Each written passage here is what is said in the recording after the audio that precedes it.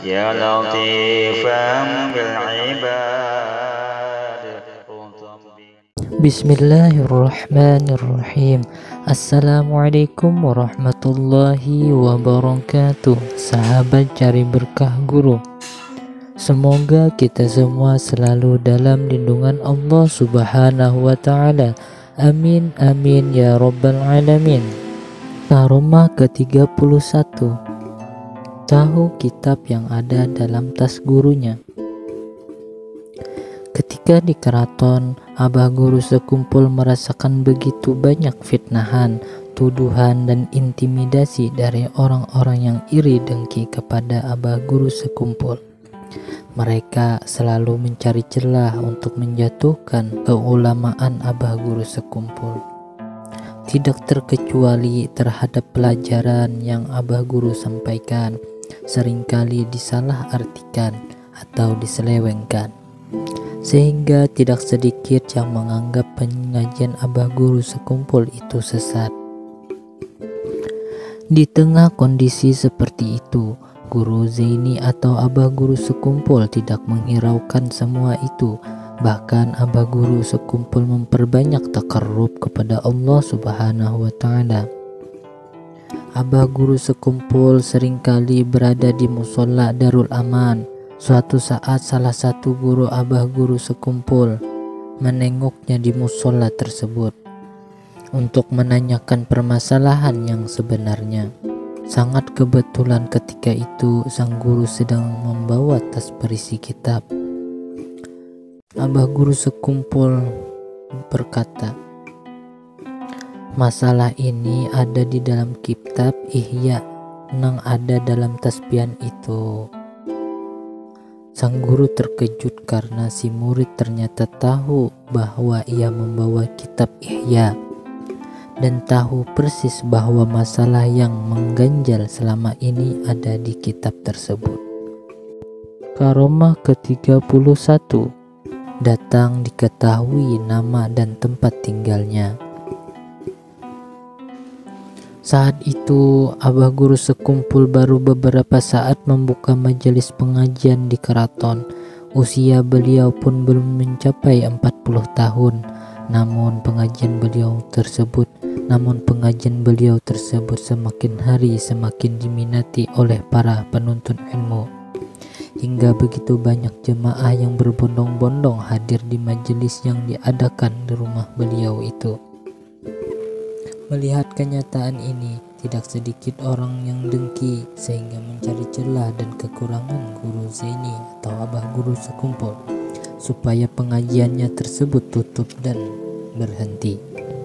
Tidak sedikit fitnah dan tuduhan-tuduhan keji yang ditujukan kepada abah guru sekumpul. Seorang guru yang dikenal soleh dan sangat menghormati ulama berasal dari kampung Mengkauk, Pangaron bernama Guru Kasbul Anwar. Sudah lama mendengar adanya seorang ulama di Martapura. Meski masih muda tapi kealimannya diakui para ulama yang tua-tua.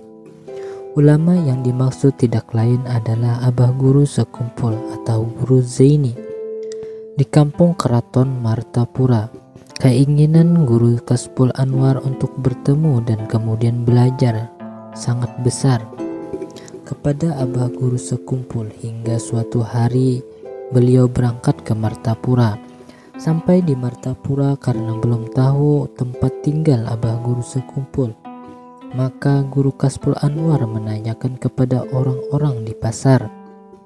Semua orang saat itu terlihat sinis ketika ditanyakan keberadaan Guru Zaini. Namun Guru Kasbul Anwar tetap ingin bertemu Guru Zaini atau abah guru sekumpul, sehingga beliau tanpa putus asa terus bertanya di mana domisili abah guru sekumpul. Sebagian orang bahkan berusaha menghalangi keinginan Guru Kasbul ini dengan mengatakan, "Ba, papian kesana, Guru Ija ini ajarannya sesat." Akhirnya dari cerita mereka itu, Guru Kasbul Anwar mengetahui alamat Guru Zaini atau abah guru sekumpul di keraton. Namun karena tidak ada yang mau mengantar beliau, maka beliau berjalan kaki ke arah kampung keraton sambil bertanya kepada orang-orang yang bertemu di jalan. Mereka yang ditemui itu juga orang-orang benci kepada Abah Guru Sekumpul. Bahkan ada beberapa dari mereka berusaha menghalang-halangi niat Guru Kaspul Anwar untuk bertemu Guru Sekumpul. Namun niat yang tertanam di hati beliau tidak tergoyahkan, bahkan terus menuju rumah Abah Guru Sekumpul. Setelah sampai di halaman rumah, dari rumah Abah Guru Sekumpul langsung membukakan pintu dan berkata, "Masuk Pul, masuk Pul." Guru Kaspul Anwar pun terkejut karena selama ini ia belum pernah bertemu atau kenalan dengan Abah Guru Sekumpul. Tapi Abah Guru Sekumpul sudah tahu namanya. Apalagi sesudah itu Abah Guru Sekumpul mengatakan, "Ikam orang Mangkau kalau," bahasa Banjar. Setelah Guru Kaspul duduk di kamar tamu, Abah Guru Sekumpul berkata lagi, "Kayak itu Pangpul ai, orang kada mau jadi wali, lamun kada sampai 40 orang menyambati, memfitnah."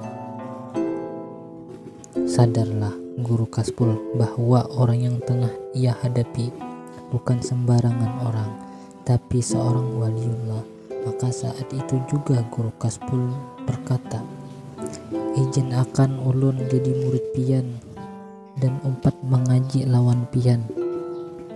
Tak lama sesudah itu Guru Kaspul Anwar pun meminta izin untuk pulang dengan rasa puas dan gembira karena sudah bertemu dengan seorang yang selama ini beliau cari, yaitu seorang murabbi mursyid, seorang wali yang kamil mukammal.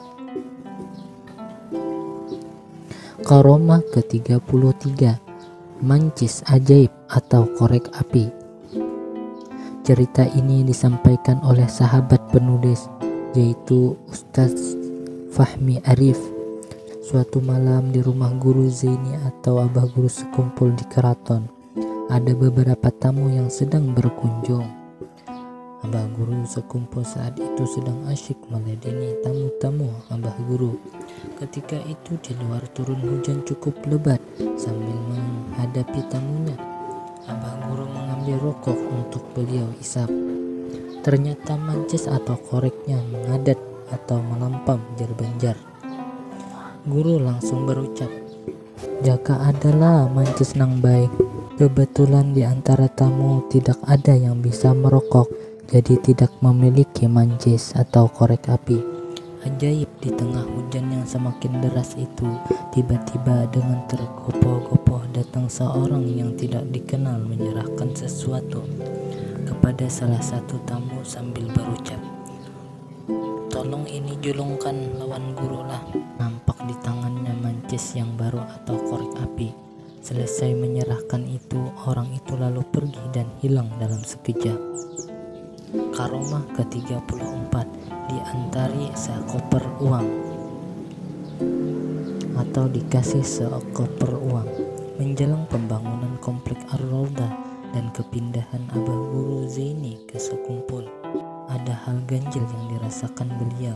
Di suatu malam, ada seseorang yang tidak dikenal mengantar sekoper besar uang. Yang menjadi tanda tanya, siapa yang mengantar uang tersebut dan dari mana? Apakah Nabi Khidir ataukah salah seorang waliullah? Karomah ke-35, jika memang beliau waliullah. Guru Kiai Haji Ahmad Bakri menceritakan pengalaman rohani beliau saat pertama kali berkenalan dengan Guru Zaini atau Abah Guru Sekumpul. Suatu malam, saat itu aku masih duduk di kelas 2 aliyah Pondok Pesantren Darussalam. Seperti biasa, aku bangun tidur untuk sholat tahajud. Selesai sholat tahajud, entah kenapa tumbuh keinginan yang sangat kuat seperti menyuruhku untuk menemui Guru Zaini atau Abah Guru Sekumpul, yang mana rumah beliau masih di keraton. Dorongan hatiku itu begitu kuat, padahal saat itu pukul 2 malam dan semua temanku di asrama tengah tertidur pulas. Kondisi di jalan pun sunyi senyap, tapi itu tidak dapat menghalangi langkah kakiku untuk menemui abah guru sekumpul saat itu. Meski kadang ada sedikit keraguan, mungkinkah beliau menerimaku di tengah malam seperti ini? Namun langkah kakiku seperti ada yang mendorong untuk terus berjalan menuju ke rumah abah guru sekumpul. Tanpa terasa, akhirnya aku sampai di muka rumah beliau. Dan aku memberanikan duduk di teras rumah abah guru sekumpul, tanpa berani mengetuk pintu. Hanya saja dalam hatiku berkata, jika memang abah guru sekumpul itu waliullah, pasti abah guru tahu bahwa aku ada di luar. Ternyata tidak lama sesudah itu, abah guru sekumpul pun membukakan pintu dan berkata, "Masuk nang, kenapa kada siang-siang aja datang?" Itulah cerita awal mula perkenalan Guru Bakri dengan abah guru sekumpul. Sehingga Guru Bakri dikenal salah satu murid kesayangan abah guru sekumpul. يا لطيفا بالعباد